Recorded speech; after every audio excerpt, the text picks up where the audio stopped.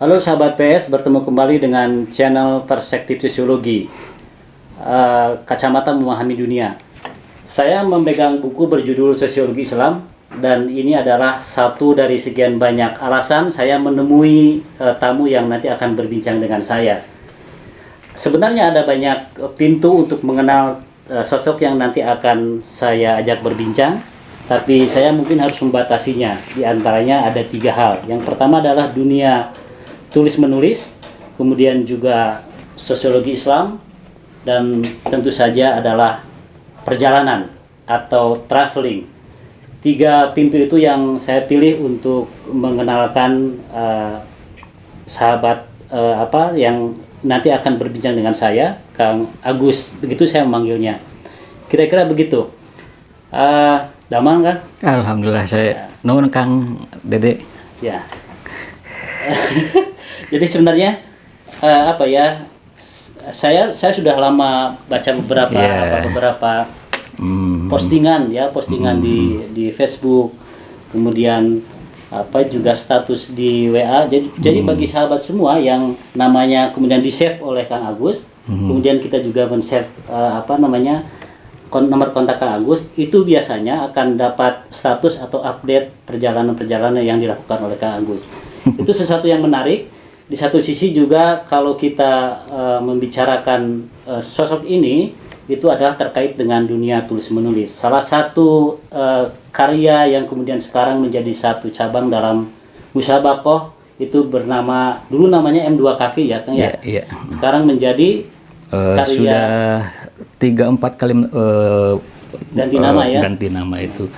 Pertama dulu itu namanya M2 Kaki, Musabaqah Menulis Kandungan Al-Quran, lalu kemudian dirubah menjadi M2 Iki, Musabaqah Makalah Ilmiah Al-Quran, lalu kemudian MMQ,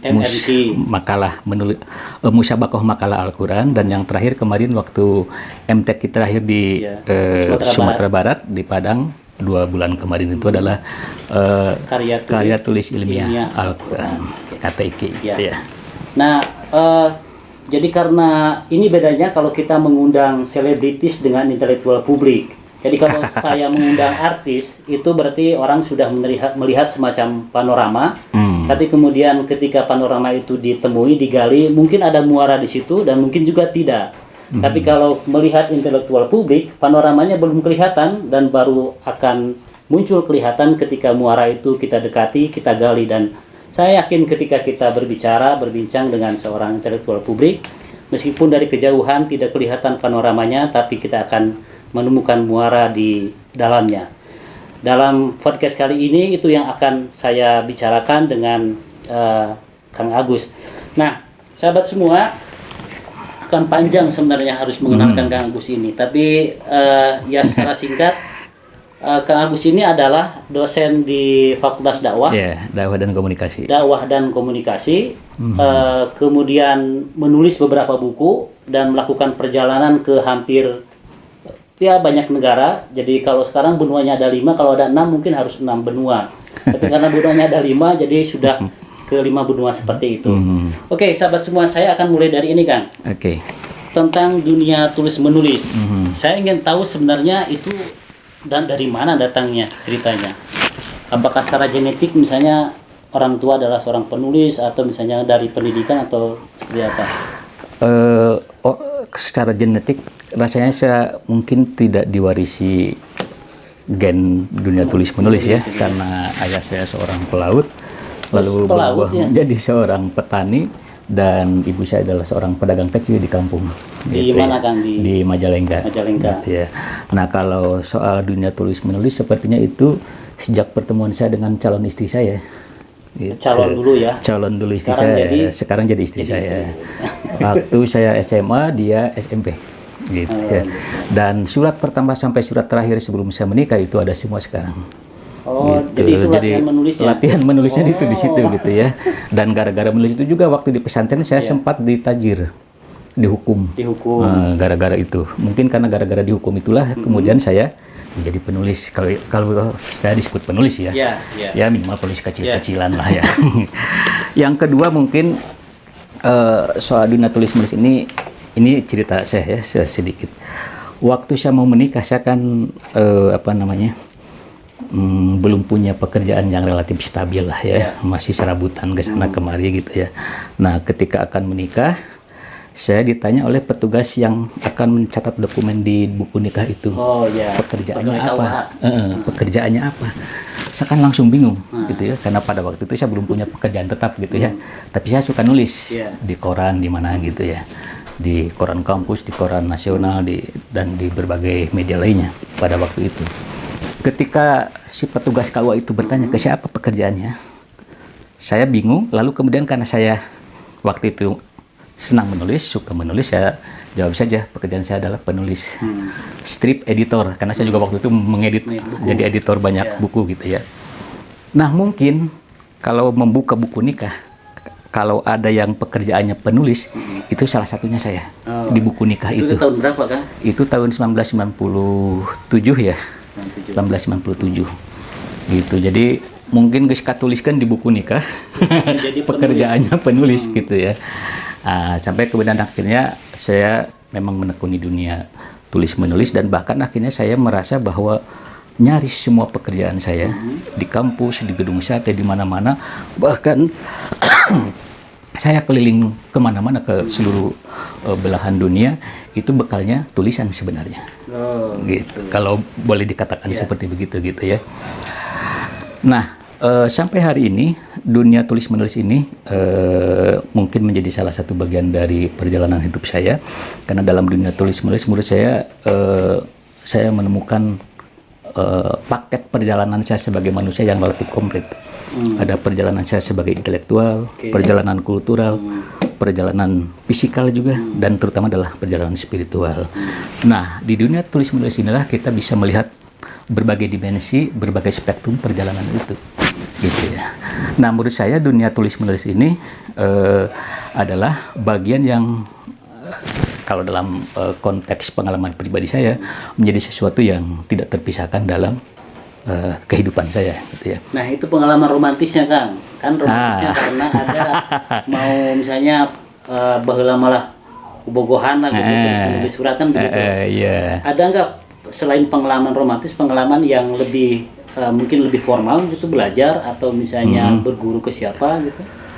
Dulu sebenarnya saya tidak secara formal ini ya, tapi di kampus dulu saya bergabung dengan komunitas namanya Alsina. Alsina itu Asop Murtado dengan Agus Effendi, gitu. Asop Murtado dengan Agus Effendi, yang kemudian di kampus juga saya berhimpun dengan para tokoh mahasiswa yang memang bergelut dalam dunia tulis menulis. Pada saat itu zaman kuliah, tahun 93, 94, 95 lah kira-kira, di tahun-tahun seperti begitu. Sekarang di antaranya siapa, Kang? Ya, seperti Agus Effendi gitu ya. Zaman saya itu yang sekarang masih bisa dikenali tulisannya adalah Bambang Gianes. Zaman ya. Lalu kemudian Asop Murtado, Sirojudin Mursan, dan beberapa teman yang lain gitu ya, yang juga banyak bergelut di dalam dunia tulis menulis gitu. Kira-kira begitu. Jadi secara lingkungan memang waktu itu juga ada komunitas-komunitas menulis gitu ya? Iya, saya mungkin ada dorongan hasrat dari diri saya pribadi untuk, pada waktu itu kebetulan saya punya cita-cita itu dua. Kalau tidak menjadi dosen, menjadi penulis, menjadi wartawan pada waktu itu ya. Nah, waktu itu setelah kebetulan saya waktu itu mendapat beasiswa dari Republika, dan ketika selesai saya sekolah tahun 96-an kalau S1 ya. S1 itu ada lowongan menjadi wartawan Republika. Saya sudah lolos beberapa kali di tahap terakhir ada wawancara. Wawancara itu saya masih ingat dengan Jaim Uhrowi. Jaim Uhrowi ya, wartawan senior Republika pada waktu itu. Ada pertanyaan dari dia. Bukan sekedar pertanyaan, penilaian bagi dia, oleh dia untuk saya. Kata Jaim Uhrowi, setelah kan saya waktu itu menyertakan contoh-contoh tulisan yang pernah dimuat gitu ya, CV dan melampirkan contoh-contoh tulisan yang pernah dimuat di media. Jaim Uhrowi pada waktu itu menyatakan ke saya, Anda gitu, ke saya itu tidak cocok menjadi wartawan. Anda cocoknya jadi penulis. Kusabak. Saya kan jadi bingung, naon bedana, apa bedanya wartawan dengan penulis? Kan wartawan pekerjaannya menulis. Itu menarik menurut saya pernyataan Jai Muhrawi pada waktu itu. Anda ini tidak cocok menjadi wartawan, Anda cocoknya menjadi penulis. Lalu saya bertanya, emang apa bedanya wartawan dengan penulis? Nah, kata Jai Muhrawi, kalau wartawan itu menulis yang dilihat oleh matanya, yang didengar oleh telinganya, hal-hal yang permukaan. Kalau penulis, yang ada di pikirannya. Oh, itu maksudnya. Ternyata saya memang oleh Jai Muhrawi itu dinilai saya kurang begitu cocok menjadi wartawan. Harus berpikir. Harus menjadi penulis. Yang ada di belakang. Yang ada di belakang kepala ini gitu. Menurut saya penilaian semacam itu semakin memperkuat saya untuk terjun dalam dunia tulis menulis itu. Gitu. Satu tadi yang romantis sudah ada ya. Yang lingkungan sudah ada. Kalau secara pendidikan kan ada nggak? Misalnya apakah karena jurusan dulu kuliahnya atau enggak? Ya, saya kebetulan dulu di dakwah ya. Di dakwah juga ada beberapa mata kuliah jurnalistik. Dulu namanya masih jurusan dakwah. Jurusan dakwah di Fakultas Usuluddin.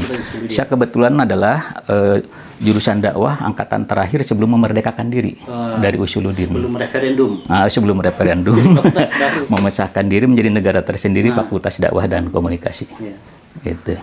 Jadi memang secara formal kalau ini dianggap sebagai bagian dari proses kreatif saya dalam dunia tulis menulis, memang ada mata kuliah tertentu di jurusan dakwah yang memang mengajarkan tentang skill media, menulis, skill menulis dan segala macam itu. Gitu. Di antara penulis lokal kan yang menginspirasi begitu? Pada waktu itu saya banyak tertarik dengan tulisan-tulisan M.H. Ainun Najib pada waktu itu ya. Saya lihat juga di sini banyak kutipan M.H. Ainun Najib. Pada waktu itu saya memang banyak saya mungkin diperkenalkan pada waktu itu oleh tulisan-tulisan dia yang sangat intensif di media. Pada waktu itu zaman tabloid, zaman segala macam, dia akan rutin tiap minggu segala macam gitu ya. Sampai kemudian akhirnya saya bertemu dengan dia ketika saya bertemu dengan dia. Sebelum zaman media sosial ya? Jauh sebelum zaman media sosial, saya bahkan akhirnya skripsi saya juga tentang M.H. Ainun Najib. Oh gitu? Skripsi saya tentang M.H. Judulnya apa? Analisis isi tentang pesan-pesan akhlak dalam karya tulis M.H. Ainun Najib. Pada waktu itu ya, tahun 1995-96 gitu ya. Saya beberapa kali datang ke sana. Dan kemudian ketika saya skripsi itu selesai, saya kemudian skripsi itu saya berubah menjadi buku beberapa jilid, dan saya minta kata pengantarnya dari dia. Langsung. Waktu itu saya menghubungi sampai 13 kali, dan dia mengirimkan kata pengantarnya itu dari Makassar pakai fax. Saya menunggu di faxnya Al Jamiah di kantor rektorat gitu zaman zaman dulu gitu ya. Janjian. Betapa susahnya pada waktu itu. Sampai kemudian pada akhirnya saya datang ke Yogyakarta dengan keadaan yang begitu rupa pada waktu itu ya. Saya berkali-kali nginep di Terminal Ubul Harjo karena saya datangnya subuh pada waktu itu. Sementara pakai bis ya, dari sini sore sampai sana subuh gitu ya. Saya kemudian bertemu dengan Cak Nun, dengan MH, dan ikut pengajian di Padang Bulan, Mocopat Salawat. Mocopat Salawat ya, di Bantul, di daerah Kasihan. Dan di tengah malam ketika itu saya semacam di bayat, atau bukan di bayat, apalah, diijazahi, karena pada waktu itu saya membawa naskah yang sangat tebal namanya Tafsir Najibiyah. Tafsir Najibiyah, ensiklopedia perjalanan M.H. Ainun Najib.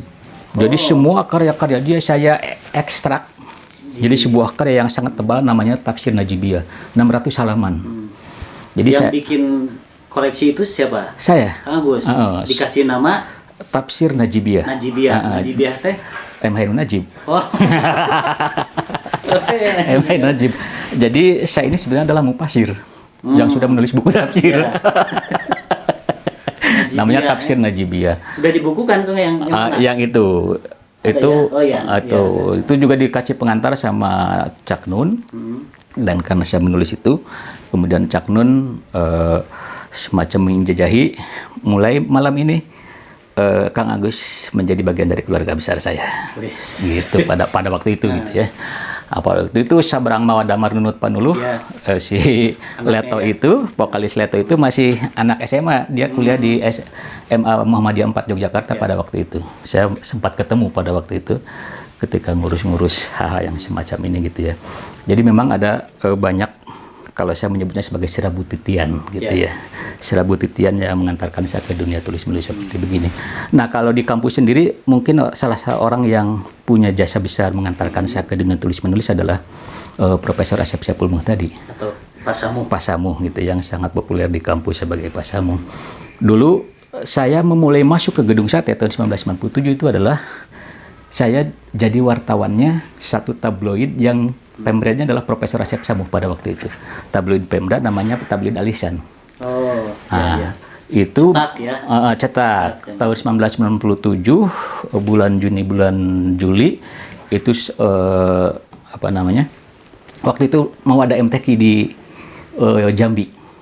MTQ nasional. Nah, saya mulai ikut terlibat di Pemda sampai hari ini itu sejak MTQ itu. Tahun 1957 sampai hari ini. Dan itu yang mengantarkannya adalah dunia tulis menulis. Saya menjadi wartawan tabloid Alisan pada waktu itu. Kebetulan pada waktu itu 2 bulan menjelang saya mau menikah. Saya belum berangkat ke Jambi itu. Tapi sudah kenal kan ya? Sudah kenal. Dan saya baru tunangan. Baru tunangan. Waktu itu belum tercatat di buku nikah sebagai penulis karena itu hanya beberapa hari menjelang hari H gitu ya. Nah, ketika saya ke Jambi bersama kapilah itu, saya pulang, kemudian saya berpikir ada kejadian yang menarik menurut saya. Pada waktu itu saya akan jangankan untuk membeli baju segala macam, ya untuk makan saja saya beli nasi itu satu piring kan dibagi 3 untuk pagi, sore, dan siang gitu ya. Saya bagi sedikit-sedikit porsinya gitu ya, biar cukup gitu ya. Saya berpikir, saya gimana mas kawin, saya gimana jasnya mau kawin segala macam, saya belum punya. Teka bayang lah dalam suasana pada waktu itu. Nah, kebetulan pada waktu itu para kapilah MTQ Jawa Barat itu kan mereka dapat jatah jas. Nah, saya mah kan masih anak bawang pada waktu itu, tidak kebagian. Nah, yang kebagian Pak Samu. Karena dia memang sudah senior di Gedung Sate ya. Nah, pulang dari situ saya kemudian minta ke Pak Samu, Pak Asep, saya mau nikah tapi saya belum punya jas, saya minta tolong mau pinjam dulu jasnya. Jas kapilah Jas kapilah MTQ itu. Jadi waktu saya menikah, saya itu pakai jasnya Pak Samu. Dapat pinjam, kegedean. Gitu. Jadi memang banyak kisah-kisah yang menarik dalam dunia tulis menulis seperti begini gitu ya. Tapi saya sangat menikmati dan saya merasa bahwa dunia inilah yang telah mengantarkan saya masuk ke berbagai lini sejarah. Dunia inilah yang membuat saya bisa menjelajah kemana-mana gitu ya. Alhamdulillah Jawa Barat terkelilingi, Indonesia terkelilingi. Alhamdulillah 5 benua ke Australia, Eropa, Oseania, termasuk ke Papua Nugini kemarin terakhir kita juga sudah ini. Jadi saya pikir saya merasakan berkah yang sangat luar biasa dari dunia tulis menulis ini.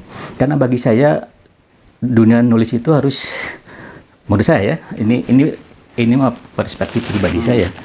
Tulisan itu kan, kalau kita membuat tulisan itu kan harus kuat mengekspresikan apa yang ingin kita sampaikan dan terutama menurut saya tulisan yang bagus adalah tulisan yang bisa menggerakkan. Betul, ya. Kalaupun belum bisa menggerakkan, kalaupun belum bisa menginspirasi dan menggerakkan yang lain, tulisan kita harus menggerakkan diri kita sendiri, gitu ya. Apa yang digerakkan bukan sekedar nalar kita, wawasan kita, tapi juga fisik kita, gitu ya.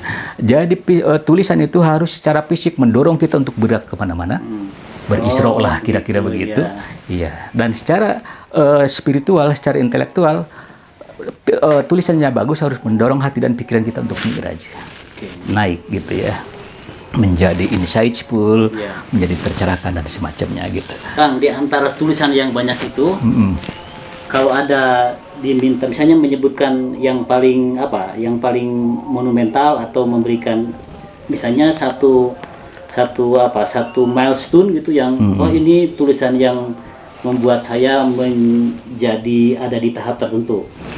Ada, itu biografinya Jujun Junaidi. Oh, yang ini ya? Iya, yang ini. Judulnya Hijrah Menuju Cahaya. Itu saya tulis satu tahun setelah saya diangkat menjadi PNS. Tahun 2001. Kenapa bisa disebut sebagai tulisan yang pada waktu itu saya membuat biografi banyak tokoh lokal di kampus. Ada Pak Samu, Pak Sukri, ya. Pak Miftah Farid, Pak Jainal Abidin. Dan yang pertama itu sebenarnya adalah Jujun Junaidi ini, gitu ya.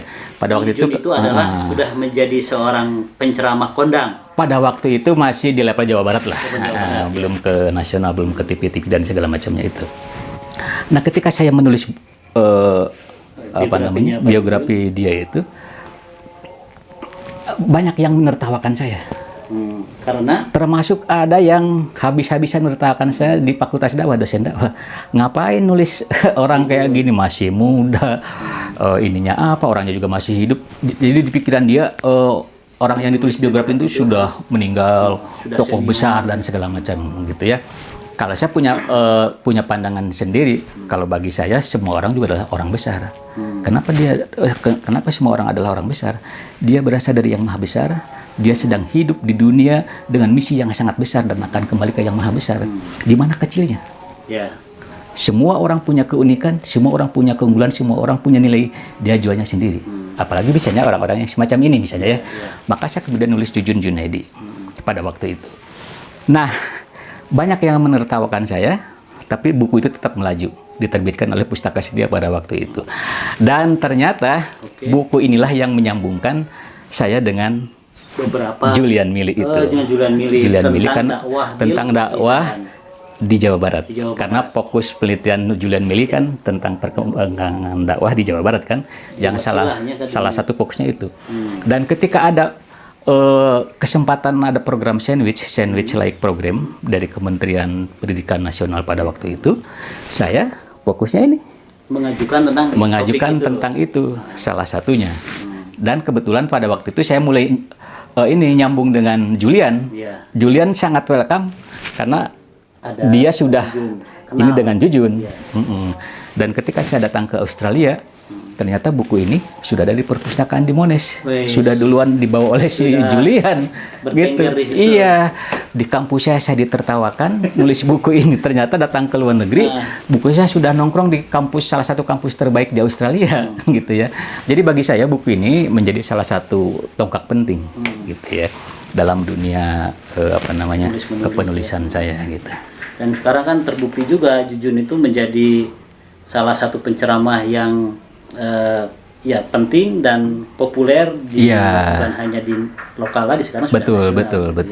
Betul. Nah, Kang, tadi juga kan diceritain tuh ada momentum romantisnya. Memang sespesial apa? Saya itu mungkin bakatnya gombalnya agak kuat saya ya. Bakatnya gombalnya agak kuat. Saya menulis kalau tidak saya ada 109 surat. Dari surat pertama sampai surat terakhir sebelum saya menikah. Tangan gitu ya? Tulisan tangan semua. Tulisan tangan. Dan saya kemudian jadi ingat sebuah buku yang ditulis oleh Khalil Gibran. Yang apa? The Broken Wing? Dia itu kan punya pacar di US, namanya Mejiada. Dan dia Mejiada tinggal di Lebanon. Dia di Lebanon, yang kebetulan saya juga sudah ziarah ke rumahnya di Kadispala di Lebanon, di pinggiran Beirut itu. Yang ada. Iya. Nah, si Gibran ini kan menulis buku judulnya Surat-Surat Cinta. Surat-Surat cinta gitu ya. Pada waktu itu, waktu saya nulis surat-surat panjang, saya kan 7 tahun menulis surat itu sampai saya mengantarkan ke dunia pernikahan itu ya. Lalu kemudian saya bertemu dengan satu buku yang saya temukan di Palasari pada waktu itu, sebuah buku Surat-Surat Cinta Khalil Gibran dan Mejiada. Wah, saya bilang buku ini bagus sekali, tapi setelah saya baca surat-surat cinta saya, ternyata surat-surat cinta saya lebih bagus lagi, saya bilang nih, ketimbang bukunya. Mejiada itu. Iya, bukunya Mejiada itu gitu ya. Jadi saya pikir Gibran oke lah, tapi saya juga kenapa saya juga tidak oke gitu ya. Sudah diterbitkan ternyata kan? Saya simpan ini masih menjadi harta karun yang kita tunggu momennya yang paling tepat, kira-kira begitu. Oke.